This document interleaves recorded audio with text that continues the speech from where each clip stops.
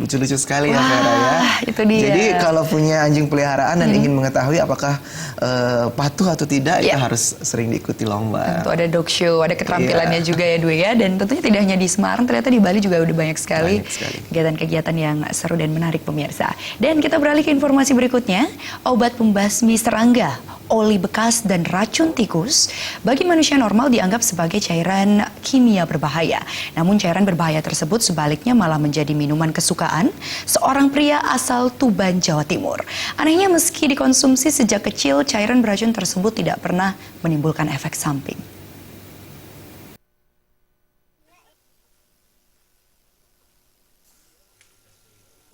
Sekilas tidak ada keanehan pada diri Joko Slamet, warga desa Kedung Harjo, Kecamatan Kerek, Kabupaten Tuban. Namun jika dikenal lebih dekat, pria 35 tahun ini ternyata memiliki kebiasaan aneh sejak kecil, yaitu mengkonsumsi cairan beracun dan obat nyamuk. Beberapa cairan yang pernah dikonsumsi antara lain obat pembasmi serangga, oli bekas, racun tikus, dan racun babi hutan.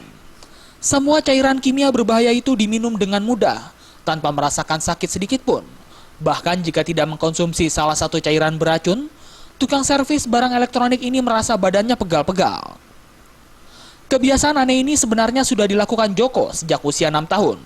Awalnya Joko kecil yang sering membantu orang tuanya membasmi hama di sawah penasaran dengan rasa obat yang disemprotkan di tanaman mentimun.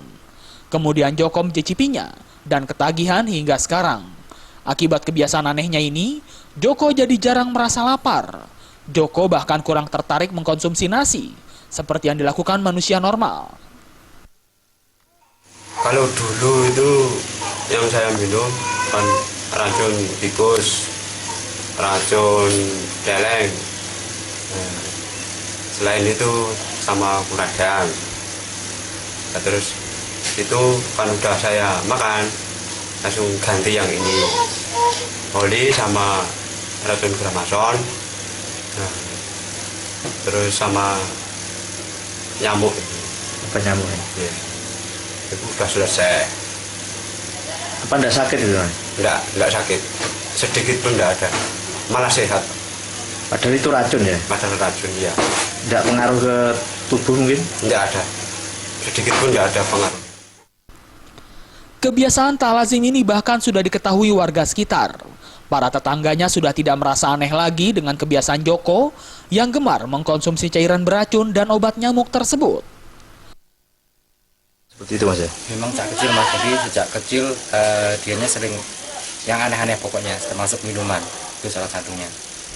Dan semua minuman yang kelihatannya dibilang berbahaya, ini tidak apa-apa untuk dirinya. Dari Tuban, Jawa Timur, Sumali Malwapati